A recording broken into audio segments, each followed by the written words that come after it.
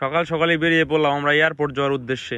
আবার কেউ ভাইবেন না ভাই পলাই দিছি, আমরা কিন্তু আওয়ামী লীগও করি না, ছাত্রলীগও করি না, আমরা জাস্ট ঘুরতে গেছিলাম। তাও এটা আন্দোলনের অনেক আগে, 3-4 দিন আগের ভিডিও ভাই।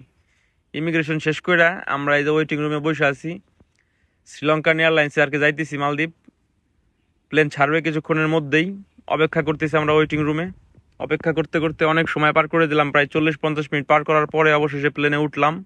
উঠার পরেও প্লেন ছাড়তেছে না। 10 থেকে 15 মিনিটের ভিতরে প্লেনটা ছেড়ে দিল। এখন আছি উপরে, আমাদের ঢাকা শহরের উপরে।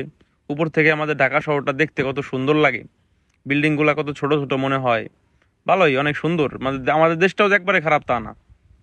আপনাদের তো বলেই নেই, আমার সাথে আছে আমার বন্ধু শাহরিয়া, দুজনে মিলে একসাথে ট্রাভেল করতেছি। অনেকক্ষণ ট্রাভেল করার পরে অবশেষে আস্তে আস্তে আমাদের প্রায় সন্ধ্যা হয়ে গেল। মালদ্বীপ চলে আসছি, মালদ্বীপ এয়ারপোর্টে নামলাম। এখন আমরা বাসে করে আমরা যাব ইমিগ্রেশন জোনে। ইমিগ্রেশন শেষ করে তারপরে আমাদের হোটেলের উদ্দেশ্যে রওনা। এখন আমরা বাসে উঠতেছি, বাসে উঠে ইমিগ্রেশন পর্যন্ত যাব। ইমিগ্রেশন শেষ করে আমরা এখন যাচ্ছি এয়ারপোর্টের বাইরে, অপেক্ষা করতে হবে, আমাদের হোটেল থেকে নিতে আসবে, তারপর সে আমাদের নিয়ে যাবে হোটেলে। আমরা যাচ্ছি ওয়েটিং রুমের দিকে। ওয়েটিং রুমে চলে আসলাম। অপেক্ষা করতে করতে প্রায় 15-20 মিনিট পার করে দিছি। এখন বোর হয়ে যাইতেছিলাম, একটু বাইরে যাওয়া দরকার ভাবলাম একটু বাইরে যাই, ঘুরে আসি। চলে আসলাম এয়ারপোর্টের বাইরের রাস্তায়। এয়ারপোর্টের বাইরের রাস্তাটা অনেক পরিষ্কার সুন্দর, মানে বাংলাদেশের মতো নোংরা না আর কি ভাই, বুঝছেন। আশপাশে অনেক সুন্দর পরিবেশ, সমুদ্রের পাশে। ইন্টারন্যাশনাল এয়ারপোর্ট ভেলেনা ইন্টারন্যাশনাল এয়ারপোর্ট মালদ্বীপ, অনেক সুন্দর পরিবেশ আর কি। দেখলে আর কি মনটা ভরে যাবে। বাংলাদেশের নোংরা আবর্জনা মুক্ত রাস্তার থেকে অনেক ভালো। অবশেষে চলে আসলাম আমাদের কাঙ্ক্ষিত হোটেলে। হোটেলে চেক ইন করলাম, চেক ইন করে ঢুকলাম। আমাদের হোটেল রুম মোটামুটি চলে আর কি, ভালোই, একবারে অতটা খারাপ না, অনেক সুন্দরই বলা যায় আর কি। হোটেলে চলে আসলাম, হোটেল চেকিং টেকিং করার পরে এখন আমরা বেরোইছি। আমাদের কাছে সময় যেহেতু কম, আমাদের রাত্রেই মানে বেরোয় যাইতে হবে ঘোরার জন্য। বেরোয় পড়লাম, একটু ঘুরবো, একটা বোট নিলাম। বোট নিয়ে আমরা সমুদ্রের ফিল নেওয়ার জন্য বেরোয় গেলাম আর কি। আশপাশ ঘুরে মানে দেখার পরে আপনার সমুদ্রের যে বাতাসটা সেটা খাওয়ার জন্য বেরিয়েছি। ভালোই বাতাস, অনেক ভালো লাগতেছিল। শহরের আশপাশটা ভালোই ঘুরে দেখলাম, সুন্দর। মালদ্বীপ শহরটা অনেক সুন্দর। মালদ্বীপ শহরের যে ভাই এত সৌন্দর্য, আপনারা না আসলে ভাই বুঝতে পারবেন না। অনেক সুন্দর একটা দেশ ভাই মালদ্বীপ, পৃথিবীর সবচেয়ে নিচু দেশ, নীল পানির দেশ, অনেক সুন্দর ভাই। ওপস ভাই সরি, দেখায় যে আপনাদের বেশি সৌন্দর্য দেখাই ফেলাইলাম। ঠিক আছে ভাই, আমি যেহেতু প্রফেশনাল ব্লগার না ভাই, এখন আপনারা অরিজিনাল সৌন্দর্যটাই উপভোগ করেন।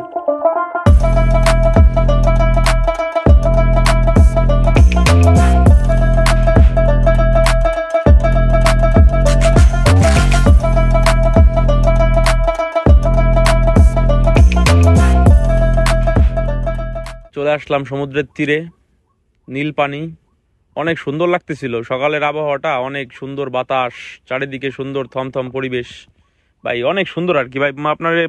আপনাদের কি বলবো, বলে আর কি বোঝানো যায় না, বুঝছেন। গেলে আর কি বুঝতে পারবেন। আর আমি তো মনে করেন ভিডিওতে বললে অত কিছু বুঝাইতেও পারবো না, আপনারা বুঝবেনও না। হাঁটতে হাঁটতে সামনের দিক গেলাম, সামনের দিক যাই দেখতে পাইলাম সমুদ্রের ভিতরে একটা দোলনা ঝুলতেছে। লাফ দিয়ে তো দোলনায় উঠে বললাম। কারণ দোলনায় দুলতে দুলতে একটু ক্লান্ত হয়ে গেলাম। ভালোই রোদ ছিল, যদিও মিষ্টি রোদ, তারপর অনেকক্ষণ হাঁটছিলাম তো একটু ক্লান্ত লাগতেছিল, একটু বিশ্রাম নিতেছি। বিশ্রাম নেওয়া হয়ে গেলে আবার ঘুরতে বেরোইতে হবে, কারণ সময় হাতে খুবই কম। ঘুম চলে আসতেছিল আর কেমন অবস্থা। ঘুমটুম বাদ দিয়ে হোটেল থেকে চেঞ্জ করে আবার বেরিয়ে পড়লাম ট্যাক্সির উদ্দেশ্যে। ট্যাক্সিতে করে এখন যাব মালে শহরে, মালদ্বীপের রাজধানী মালে সিটি। মালের থেকে ওইখানে একটু ঘোরাঘুরি করবো আর কি, এটাই নিয়ত ছিল আমাদের। এখন ট্যাক্সিতে উঠে বললাম, ট্যাক্সিতে করে আমরা যাচ্ছি মালে সিটির দিকে। আমরা ছিলাম হুলুমালে সিটিতে, হুলুমালের থেকে এখন যাচ্ছি মালে সিটিতে। মালে সিটিতে একটু ঘুরবো, আশপাশের পরিবেশটা একটু দেখবো। ভাই যে রাস্তা দিয়ে যাইতেছি ভাই, এটা ভাই বাইক চালানোরই রাস্তা ভাই, মনে করেন। এই জায়গা ভাই ট্যাক্সিতে চড়ে ভাই মজা পাইতেছি না। ট্যুরিস্টদের বাইক চালানো নিষেধ, তো এই জন্য আর কি বাইক চালাইতে পারলাম না, যদিও সমস্যা নাই। ট্যাক্সিতে করে আসলাম, আসার পরে এই জন্য আপনার মালে সিটি। রাস্তার অপোজিটে দেখতে পারতেছেন মসজিদ, কারণ এটা একটা মুসলিম, 100% মুসলিম কান্ট্রি, সেহেতু এই জায়গা সবাই মুসলিম। কিছুক্ষণ পর পর রাস্তার আশেপাশে দেখতে পারবেন মসজিদ। মসজিদের কোনো অভাব নাই, আর কিছু অভাব থাক না থাক, মসজিদের কোনো অভাব নাই, অনেক মসজিদ। সমুদ্রের পাড়ে চলে আসলাম, সমুদ্রের পাড় দিয়ে হাঁটতেছি, বালির মধ্যে পা আটকে যেতেছিল। অনেক সুন্দর পানি, পানি দেখে মনে যাচ্ছিল পানির ভিতরে নামে যায়, কিন্তু নামবো, পকেটে অনেক কিছু ছিল তো এই জন্য আর কি নামতে পারতেছিলাম না, নামবো একটু পরে, প্রস্তুতি নিয়ে আসলাম নামার জন্যে। পানি অনেক সুন্দর ভাই, দেখলে এবারে সহ্য হয় না, যে নিজের কন্ট্রোল করা যায় না। হাঁটতে হাঁটতে আশপাশের পরিবেশটা উপভোগ করলাম, আশপাশের সৌন্দর্যটা উপভোগ করলাম। দুপুরের রোদ, যদিও অত কড়া রোদ না, সহ্য করা যায়।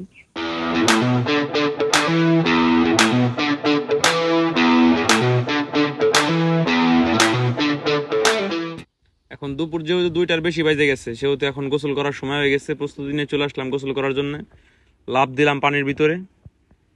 পানি ভাই এত লবণাক্ত, এত ভাই এত মানে পানির খার খার এত, মানে চোখ মুখ ভাই জ্বলে যাইতেছিল, এত খারাপ অবস্থা।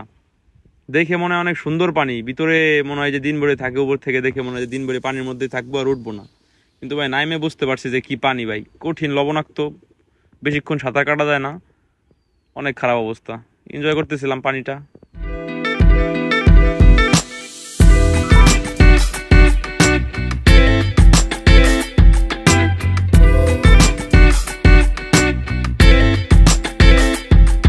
গোসল শেষ করে আমরা ট্যাক্সি নিয়ে বেরিয়ে পড়লাম খাবার খাওয়ার উদ্দেশ্যে, কারণ খাইতে তো হবে।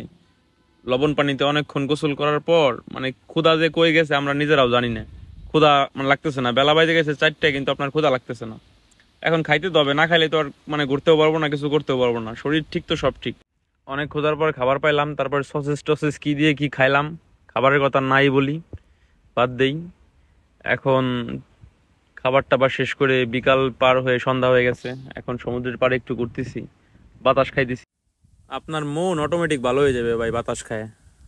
তারপরে আমাদের ট্যুর শেষ হয়ে গেল, রাত পার হয়ে গেল, সকাল হইলো।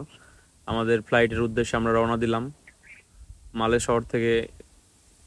আমরা হুলুমালে শহর থেকে এখন যাচ্ছি মালে সিটির দিকে, কারণ মালে সিটিতেই আমাদের এয়ারপোর্টটা অবস্থিত, ভেলেনা ইন্টারন্যাশনাল এয়ারপোর্ট।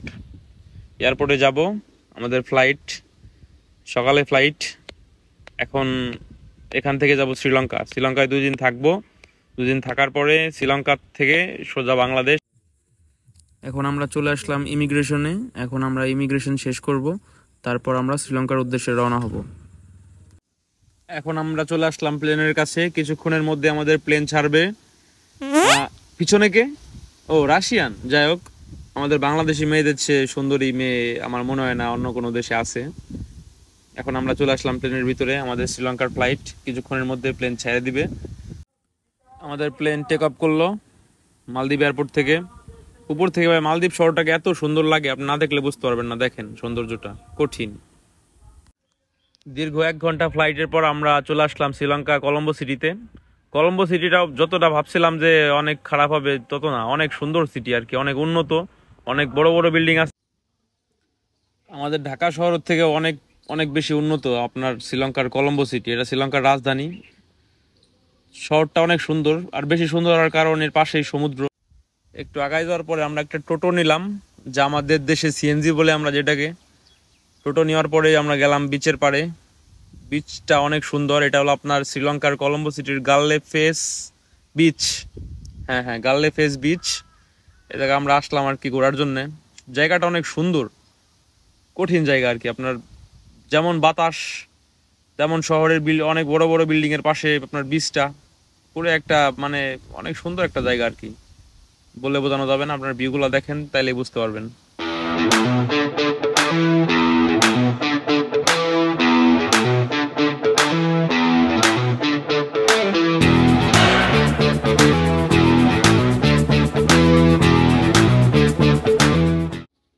সমুদ্রের পাড় ঘোরার পরে আমরা চলে আসলাম শপিং মলে। শপিং মলটা একটু দেখে ঘুরে আমরা আমাদের ট্যুরটা শেষ করলাম, তারপরে ঘুমাইলাম।